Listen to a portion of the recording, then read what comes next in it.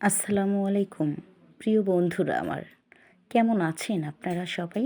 আশা করি আপনারা সবাই ভালো আছেন, আমিও ভালো আছি। আজকেও আপনাদের মাঝে নিয়ে এলাম নতুন একটি এবং সত্য ঘটনা আপনাদের সঙ্গে শেয়ার করব। তাহলে চলেন শুরু করা যাক আজকের জীবনের গল্পটি। প্রিয় বন্ধুরা, আমরা 4 বোন 1 ভাই। মোটামুটি আমার 3 বোনের বিয়ে হয়ে গেছে, ভাই আর আমি একা একা বাড়িতেই থাকি। তো একদিন হঠাৎ করে জানতে পারি যে আমার সেজ বোনের একটি বাচ্চা মারা যায়। মেয়েটির বয়স ছিল 7.5 বছর। তো আমরা তুরান্ত দেরি না করে শহর থেকে গ্রামের উদ্দেশ্যে রওনা হয়ে যাই। যে লাশ তো দেখতে পারিনি, মাটি হয়ে গেছে, খুব ছোট মানুষ, পানিতে পড়ে তার উপরে মারা গেছে। এমন সময় কি এই ধরনের শিশুর লাশ উপরে রাখা সম্ভব না, যার কারণে তাকে দাফন করে দেয়া হয়। আমাদের যেতে লেট হয়ে গেছে, পানিতে পড়ে মারা যাওয়া লাশ তো রাখা যাবে না, ফুলে যাবে, তাতে আরও ছোট মানুষ। তো দাফন করে দেওয়া হয়েছে। হওয়ার পরে আমরা মোটামুটি বাড়িতে পৌঁছাতে অনেকটা দেরি হয়ে যায়। সব কিছু, বাড়ির পরিবেশ, আপনারা তো বুঝতেই পারছেন যে বাড়িতে একটা শিশু সন্তান মারা গেছে, একটা 7.5 বছরের মেয়ে। তাও মেয়েটা খুব আদর্শবান ছিল। তো সেই বাড়ি বা সেই বাড়ির পরিস্থিতি বা সেই বাড়ির বাবা মারগুলার কী অবস্থা হতে পারে। তো আমি তো খালা ছিলাম, একদম ছোট খালা।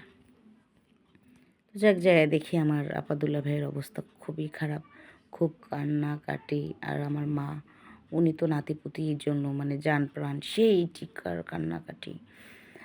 সব কিছু যাওয়ার পর মোটামুটি কবর জিয়ারত হওয়ার পর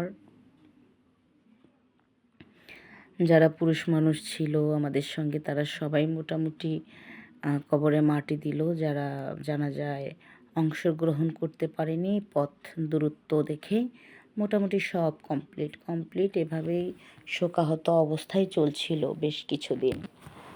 চলার পর মোটামুটি 40 দিনের একটা যে অনুষ্ঠান হয় মৃত মানুষের জন্যে, দোয়া দৌলতের ব্যবস্থা করা হয়, সব কিছুই করা হলো, কমপ্লিট হয়ে গেল। সেই দিন, অনুষ্ঠানের দিন, আমার বোন মানে সেজ বোনের দেবর আসলো এ বাড়িতে। তো সেজ বোনের দেবর আসলো, সরি দেবর না, আমার সেজ বোনের ননদের বিয়ে হয়েছে। যে বাড়িতে ননদের সঙ্গে এসেছে ননদের দেবর, মানে আমার তাওয়াতে বোনের দেবর এসেছে ওর সঙ্গে। তো ও নাকি আমাকে দেখে প্রচণ্ড পছন্দ করছে। বিষয়টা নিয়ে আমার তাওয়াতি বোন যে আছে ওর সাথে আলোচনা করছে, পছন্দ করছে।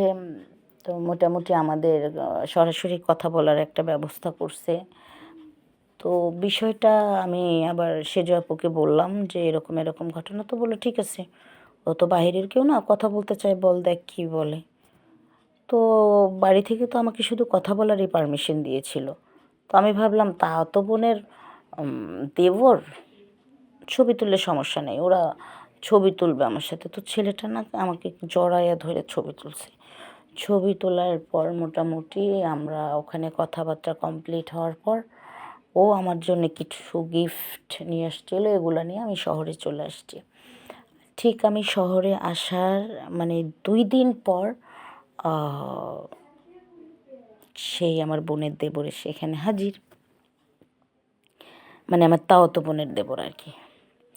তো আসার পর ও বাড়িতে সরাসরি প্রস্তাব দিছে। আমার মা ছিল, আমার মেজো বোন ছিল। তো আমার মেজো বোনটা একটু ডাকু পার্সেন্ট, বলতেও কেমন, খুবই বদমেজাজি, প্রচণ্ড রাগী, আর খুবই ন্যায়পরায়ণ সে, আর খুবই সত্যবাদী সে। তো ও এগুলো একদম অ্যাকসেপ্ট করেনি।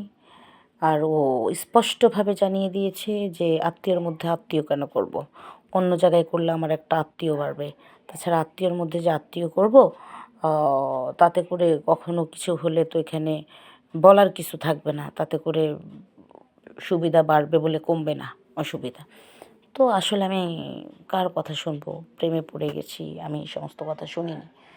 তো আমার মেজো আপু এগুলো পাত্তাও দিত না। তো এই বিষয়টা নিয়ে মোটামুটি মার সাথে ওই ছেলেটা আইসা মোটামুটি আমার মাকে পটায় নিছে, আমাকে পটাইছে। আমার মানে তাওয়াতি বোনও তো আর কি মানে আমাকে বিয়ে করায় নিয়েই যাবে। তো এভাবে আমি কারো কথা শুনিনি। তো এক পর্যায়ে বিয়ের আয়োজন আমাদের এখানে করানো হয়েছে। তো আমার মেজো বোনের কথা ছিল, তোমার বাবা মা তো বেঁচে আছে, তো তোমার ভাবির কথায় কেন তোমার বিয়ে হবে? তোমার বাবা মা পারমিশন দিয়েছে? তখন ডাইরেক্টলি ফোন করে দিছে, দিয়ে কথা বলাইছে, হ্যাঁ ওর বাবা মা। হ্যাঁ, তখন পর্যন্ত কিছু বুঝতে পারছিলাম না আসলে কি। তারপরে বিয়ে হয়ে গেল। বিয়ে হওয়ার পর 2 মাসও কাটে নাই। 2 মাস কাটে নাই, এর মধ্যে মানে আমার স্বামী তো নতুন নতুন বিয়ে করে আমার সাথে সেই আনন্দ, ঘরের দরজা লাগাইলো, তার খুলতো না দরজা। আমাকে সেই মজা দিত, সেই আনন্দ দিত, মনে হচ্ছে কি পাকা কোনো প্লেয়ার। এর আগেও এসব করতো, যদিও এ সমস্ত জিনিসের উপর আমার কোনো আইডিয়া ছিল না, তখন পর্যন্ত বুঝতে পারিনি। পরে 1.5 মাসের মাথায় খবর আসলো যে বাড়িতে একটা মেয়েকে নাকি অন্তঃসত্ত্বা করে রাইখা আসছে ওদের গ্রামে। আমি গ্রামে যেতে চাই, আমাকে গ্রামে নিয়ে যায় না। এই অবস্থায় পরে সেটা আমার বোন জানাজানি হওয়ার পরে, যাক এখন বিয়ে হয়ে গেছে, মোটামুটি ওই মেয়েটা পাগল ছিল, ওরে নাকি চাচাতো বোন ছিল, অন্তঃসত্ত্বা ডেলিভারিও হয়ে গেছে। তো ওই অবস্থায় এরে আবার ওর বড় ভাই খবর দিয়ে নিয়ে যে এর সাথে ওই মেয়ের বিয়ে করাই দিছে। করাই দেওয়ার পর আমি তো এখানে কান্দা কাইটা বেহুশ হইয়া পইড়া রইছি।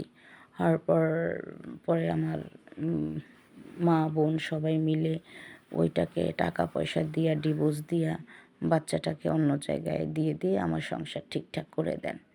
হ্যাঁ, আমার স্বামী এখানেই ক্ষান্ত হন নাই। আমার স্বামী আবার পুনরায় অন্য একটা মেয়েটার বাড়ি হচ্ছে আমাদের বাড়ি থেকে অনেকটা দূরে, 8 ঘন্টার রাস্তা বাসেই। তো ওই মেয়েটার সাথেও সম্পর্ক করে নারী কেলেঙ্কারি করে অনেক কিছু হয়ে যায়। সেখান থেকেও মোটামুটি আমার সংসার বাঁচানোর জন্যে আমার মা বোন বিশেষ করে মানে বিশেষভাবে অপমানিত অপদস্থ হয়েছে। তারা টাকা পয়সা দিয়ে আবারও তাকে ওখান থেকে বের করে নিয়ে আসি।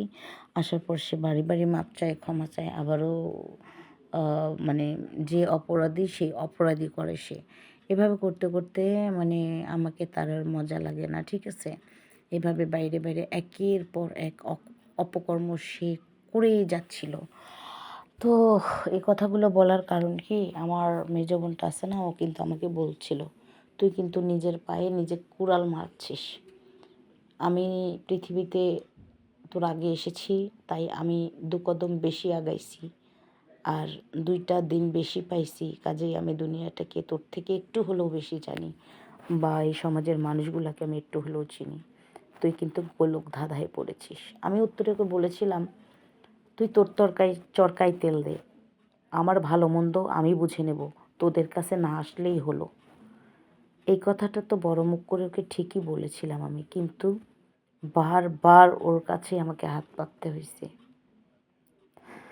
আসলে গল্পটা আপনাদের কাছে তুলে ধরার কারণটা কি জানেন? সবসময় শুনেছি গুরুজন যারা আছে তাদের কথা নাকি শুনতে হয়, বা তারা যদি 2টা বকাও দেয় তো সেটা ভালোর জন্য নাকি দেয়। তো আমি শুনি নাই। আমার স্বামী কিন্তু আমার সাথে এমন এমন অন্যায় করছে জানেন না। তো ও নারী কেলেঙ্কারিতে শুধু আটকাই গেছে বিষয়টা এমন নয়। ওর কাছে টাকা না থাকলে ও বাসায় পুরুষ মানুষ আইনাও আমার মানে আমার শরীর বিক্রি কইরা দিয়া সেই টাকা দিয়ে ও নেশা খায়। কি বলবো, এখন ওই রকম পরিস্থিতিতে আমি আছি। বুঝতেই তো পারছেন যে আমার সাথে আরও কী কী করতে পারে এরা। তো সবাই ভালো থাকবেন। আসসালামু আলাইকুম।